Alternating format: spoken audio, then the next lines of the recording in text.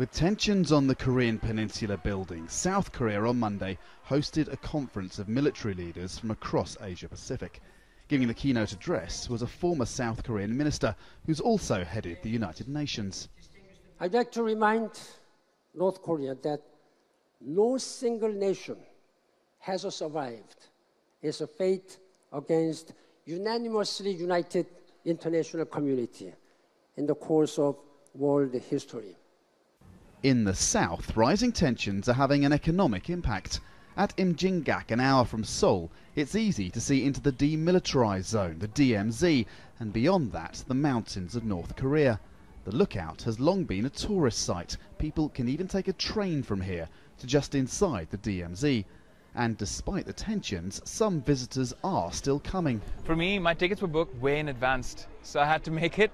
And we kept checking the news just to make sure that everything's kind of okay. My sister was really worried, so my sister's actually getting married next week, and she was really worried that something was going to happen to me and I wouldn't be able to make it back. So it was a bit, she didn't really want me to come. The U.S. has such a large military presence here and so many civilians that kind of trusted the Foreign Department to take care of the U.S. citizens and let us know if something was about to go down. But visitor numbers to South Korea overall are down. 40% fewer came in July compared with the same month a year ago. On Sunday, most rides at the fun fair, which strangely is part of the Imjinggak site, were near empty. The latest heightened tension is only weeks old, and really it's too early yet to judge the impact of that on tourism here.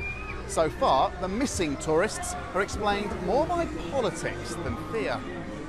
Chinese tourists are the ones almost entirely absent. In March, China, angered by South Korea's deployment of the THAAD anti-missile system, banned its citizens from taking package tours to South Korea. Last year, about half of the 17 million tourists to South Korea were from China. But this year, Chinese tourists are down by 70%. That's being felt here.